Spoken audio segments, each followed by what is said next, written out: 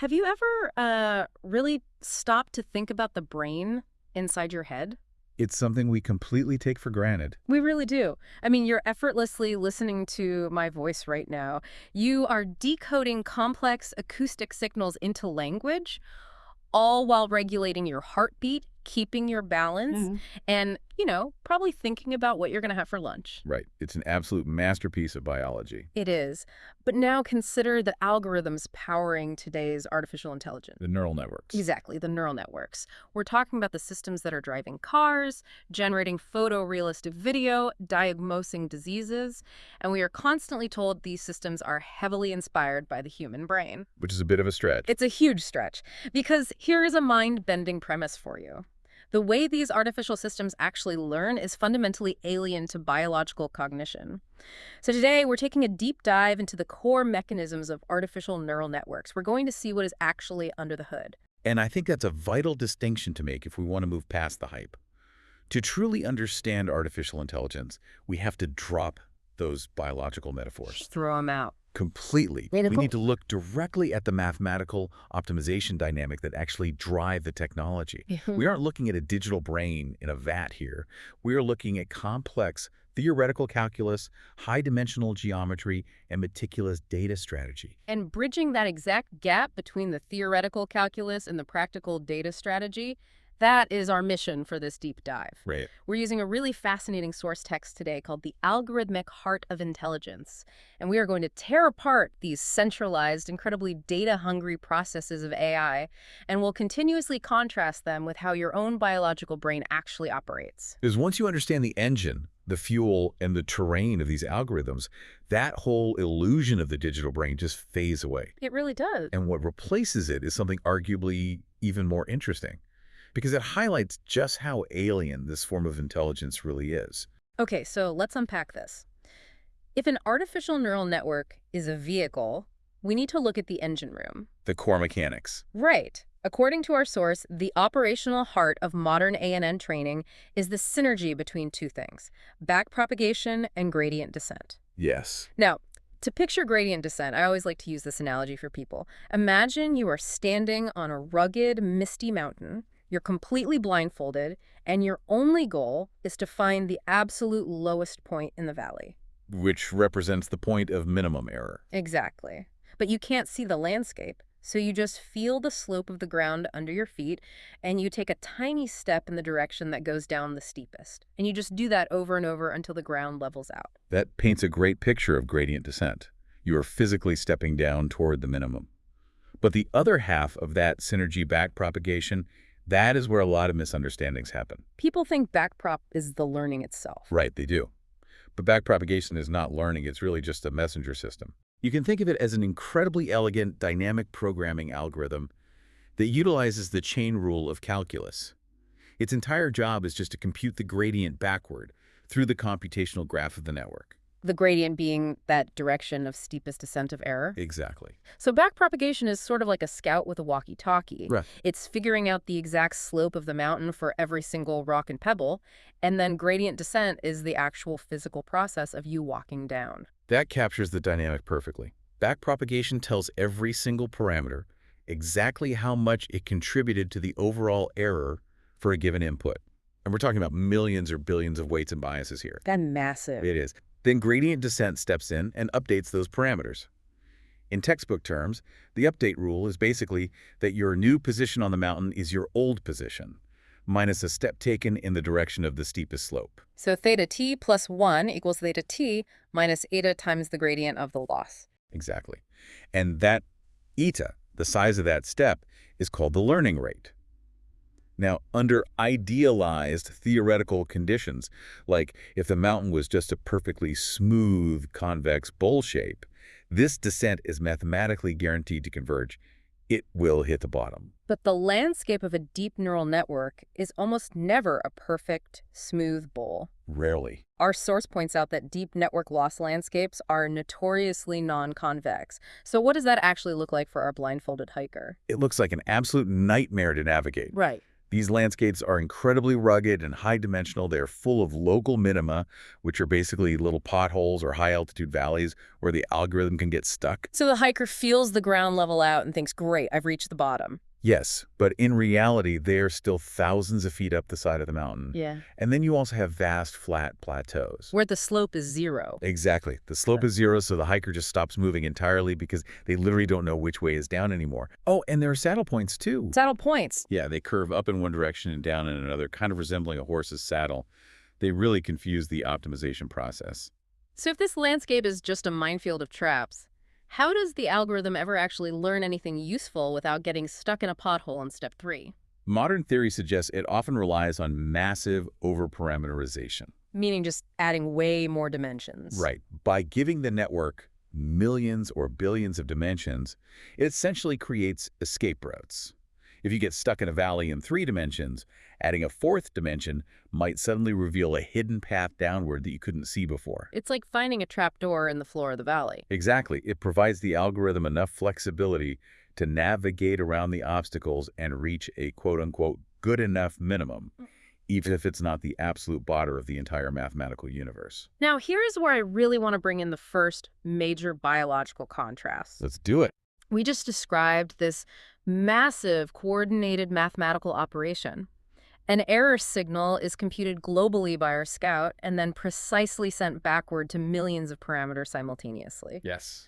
How does the human brain handle this kind of global error correction? The short answer is it doesn't. It just doesn't do it at all. No. The human brain lacks any known mechanism for globally computing and propagating precise error gradients the way backpropagation does. It is a fundamental disconnect.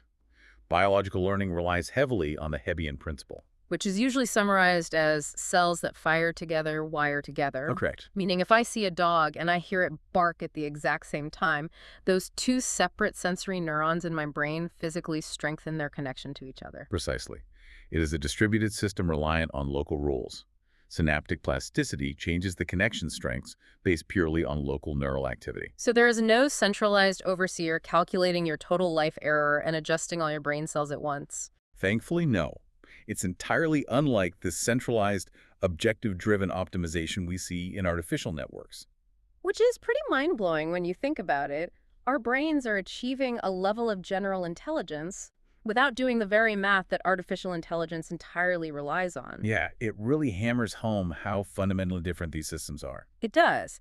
And to push that vehicle analogy further, if gradient descent is the engine, and those weights and biases are the coordinates on your map, then the loss function is the actual terrain being navigated. Exactly. The loss function is the mathematical measure of how wrong the network's predictions are compared to the actual ground truth. And from reading the source text, it's clear the choice of that loss function isn't just some random dial you turn. It fundamentally defines the shape of the mountain our blindfolded hiker is trying to descend. It's deeply tied to the statistical properties of your task and your overall data strategy. Let's take a standard regression problem. Where you are trying to predict a continuous number, right? Like tomorrow's temperature or the price of a house. Right. The standard terrain for that is mean squared error, or MSE, which mathematically corresponds to negative log likelihood, assuming Gaussian noise. Okay, but why specifically mean squared error? What does actually squaring the error do to the terrain? Squaring the error is what creates that smooth, convex bowl shape we talked about earlier. It heavily penalizes big mistakes. Because it's quadratic. Exactly. Yeah. If your prediction is off by 1 degree, the penalty is 1. But if it's off by 10 degrees, the penalty isn't 10. It's 100. Which sounds good, but our source points out this creates a massive vulnerability. It does. Because it squares the errors, Yeah. MSE is highly sensitive to outliers. So if you're trying to predict average house prices in a normal neighborhood and someone randomly builds a $50 million mega mansion on the corner, that one single house is going to completely warp the map. The algorithm will panic. It will aggressively pull the entire model, trying to correct for that single $50 million anomaly. And by doing that, it ruins the model's accuracy for all the normal $500,000 homes. Right. So in a scenario like that, where your data strategy involves noisy outliers that shouldn't skew the whole model, you need an alternative. What do you switch to? You would switch the loss function to mean absolute error, or MAE. Also known as L1 loss? Yes. MAE assumes Laplace noise rather than Gaussian. Instead of squaring the error, it just looks at the absolute difference. So it doesn't panic and drastically change the terrain just because of a few weird data points. It offers a much more robust data strategy. Okay, so that covers predicting continuous numbers. But what about classification? Say we have an algorithm looking at a medical scan, and it needs to definitively say benign or malignant. You definitely wouldn't use MSE for that. Right. For classification tasks, the standard is cross-entropy loss. It's derived from maximum likelihood estimation. Without getting bogged down in the statistical theorems, you can essentially think of it as measuring the divergence between the probability distribution the network predicts and the true reality. And what makes cross-entropy so powerful is how it handles confidence. Exactly. If the network is 99% sure a scan is benign, but it is actually malignant. A very confident mistake. Right. Cross-entropy creates a massive, incredibly steep error slope to forcefully correct that specific arrogant mistake. But our source mentions a huge real-world vulnerability with cross-entropy too, relating to class imbalance. Oh, class imbalance is a massive headache for data strategists. Imagine 95% of your training scans are benign and only 5% are malignant. A very common real-world scenario. Very common.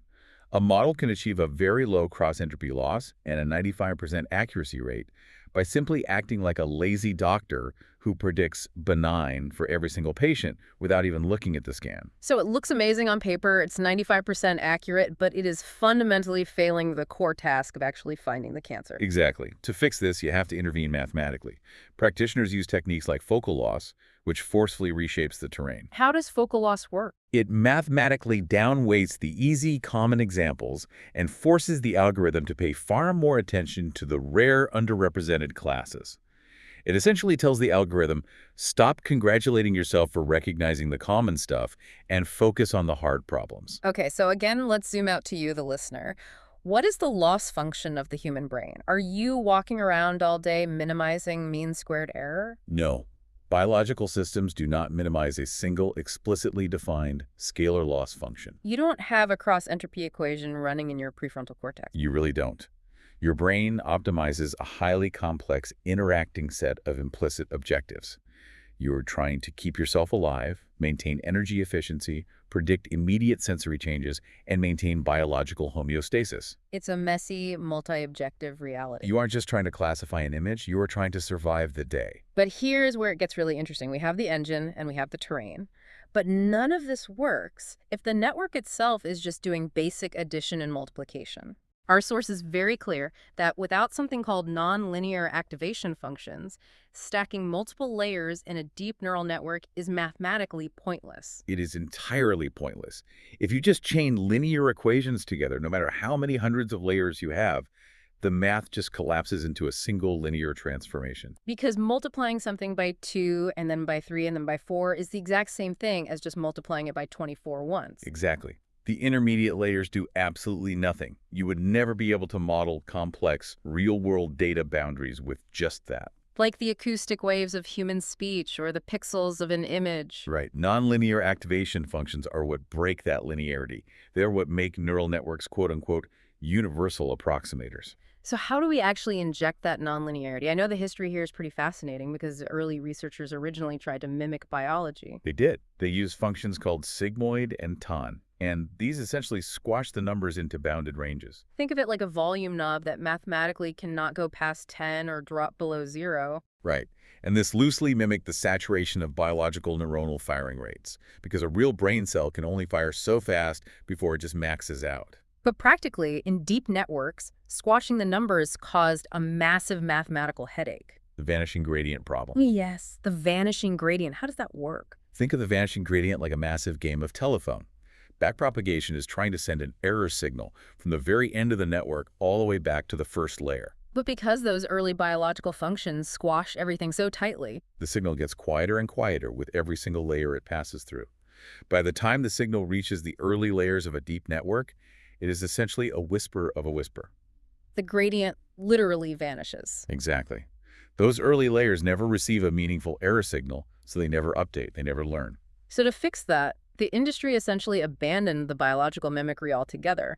They shifted to a purely practical mathematical function, the ReLU, or rectified linear unit. Defined simply as f of x equals max of 0 and x. The math is famously simple. I like to say it acts like a strict bouncer at a nightclub. That's a good way to look at it. If the input number is negative, you're out. The bouncer turns you into a zero, but if the input is positive, you walk right in exactly as you are. The number does not get squashed or changed. And that completely solves the vanishing gradient, because the positive numbers can just keep passing their loud, clear signal backward through the layers without getting muted. Plus, calculating gradients for ReLU is computationally cheap since it's piecewise linear. Yes, it's just a flat line for negatives and a straight diagonal line for positives. It also promotes sparsity in the network. Meaning only a subset of neurons fire at any given time, which is highly efficient. But the bouncer analogy has a dark side, doesn't it? Our source explicitly mentions the dying ReLU problem.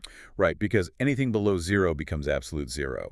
So if a neuron's internal weights get pushed too far into a negative space during training, that bouncer might never let another number through ever again. The neuron just outputs zeros forever. Its gradient becomes zero, and it effectively dies. It becomes permanently inactive. Researchers actually often have to use variants like leaky ReLU to try and fix this. Which allows a tiny trickle of negative numbers through just to keep the neuron alive and learning. Exactly. And looking back at biology, the abstraction gap here is enormous. We're using simple, rigid bouncers, turning things into zeros or ones. But real biological neurons use insanely powerful, complex dynamics to decide when to fire. The complexity is staggering. Real neurons rely on ion channel kinetics, intricate dendritic tree integration, spike generation mechanisms, Right. and they operate continuously in time. Not just in static, discrete mathematical steps. Right. There's actually a whole subfield researching spiking neural networks, or SNNs, trying to bridge this gap. They model those temporal dynamics to unlock richer computational power. But traditional mainstream ANNs are still just relying on basic pointwise math. Okay, so we have built this incredible mathematical vessel. We have the engine, the map, the steering, but a vessel is completely useless without fuel. And for an algorithm, the fuel is data. Let's dig into data strategy. Because the algorithms are really just potential, the data is what actually dictates success or failure. The source material leans heavily into statistical learning theory to explain this. There's a fundamental concept regarding the capacity of a model to memorize data versus actually understanding it. Right. The theory provides mathematical bounds, specifically looking at things like the Vapnik-Chervonenkis dimension, or VC dimension, and Package learning bounds. Which basically explain how the generalization error gap scales with 1 over the square root of n. Exactly. It bounds how much data you need, so that a model doesn't just memorize the specific training flashcards it was shown, but actually generalizes to new, unseen, real-world situations. It's a difference between a student just memorizing the answers to a specific practice test versus actually learning the underlying subject matter. A massive data set allows the model to infer reliable statistical patterns rather than overfitting to random noise. And this is tied to what researchers call the manifold hypothesis. Can you break that down? Sure, real-world high-dimensional data, like a million-pixel image of a dog, actually concentrates near much lower dimensional structures or manifolds. So it's kind of like trying to figure out the true 3D shape of an object just by looking at its 2D shadow. That's a great way to visualize it. The network uses the massive volume of data to learn how to exploit those hidden, simpler structures within the noise. But you can't just scrape the entire internet, dump a terabyte of raw garbage data into the engine, and expect a genius model to pop out. No, definitely not. A massive data set of poor quality, full of systematic biases, mislabeled examples, missing values, that completely undermines the mathematical premises we just spent all this time discussing. You need a meticulous data strategy. Rigorous cleaning pipelines, feature engineering, and data augmentation to artificially increase the diversity of your examples. And once you have that pristine, perfect data, you have to feed it into the engine using an optimizer. And the source points out that we rarely just use that vanilla gradient descent we talked about earlier with our blindfolded hiker. Navigating that non-convex, rugged landscape requires better navigators. The cornerstone of modern training is stochastic gradient descent, or SGD. How does that differ from regular gradient descent? Instead of calculating the absolute perfect gradient using the entire massive data set all at once, SGD takes small, random batches of data and computes an estimate of the slope. Which introduces a lot of noise and inaccuracy into the hiker's steps, but counterintuitively, our source says that noise is actually a good thing. It sounds totally backwards. You would think you want the cleanest, most accurate signal possible. Right. But remember those local minima, those sharp little potholes that trap the hiker? Yes. The noise from SGD acts almost like someone aggressively bumping a pinball machine. It physically shakes the optimizer out of those sharp, narrow traps, forcing it to explore more broadly and find flatter, wider valleys. And those wider valleys tend to generalize much better to new, unseen data. They do. They're much more robust. But a lot of practitioners today use a completely different optimizer called ADAM, right? Yes, ADAM, which stands for Adaptive Moment Estimation, is incredibly popular. While SGD applies one universal step size to everything, ADAM acts more like an intelligent transmission. It adapts the learning rate for each individual parameter based on how they've been behaving. And crucially, it incorporates momentum. Momentum, meaning it accumulates past gradients to speed up when it is heading in a consistent direction, like a snowball rolling down the mountain, just picking up speed until it smashes right through a flat plateau. That snowball effect allows ADAM to converge on a solution much faster during training. But it's debated, isn't it? It is heavily debated in the theoretical community. Yeah. Because it adapts so quickly and carries so much momentum, ADAM can sometimes zoom right past the broad, stable valleys and essentially wedge itself deep into those sharp local minima we were trying to avoid. Oh, wow. Yeah, so often, a carefully tuned SGD will actually result in a model that performs better out in the wild, even if ADAM looked better in the lab. And when you say carefully tuned, you're talking about hyperparameters. Yes. These are the dials that human engineers have to turn before the training even starts. The most critical dials being the learning rate and the batch size. As we discussed, the learning rate dictates the stride of our hiker. Ideally, you want eta to be less than 2 over L. Because if you set it too high, your algorithm takes massive leaps, literally bouncing out of the valley and flying off the mountain. And if you set it too low, it takes microscopic, agonizingly slow steps and gets stuck on the very first tiny pebble it encounters. And then the batch size changes the amount of noise. Exactly. A small batch gives you more of that helpful pinball machine shaking, which acts as a regularizer, but it slows down the processing speed.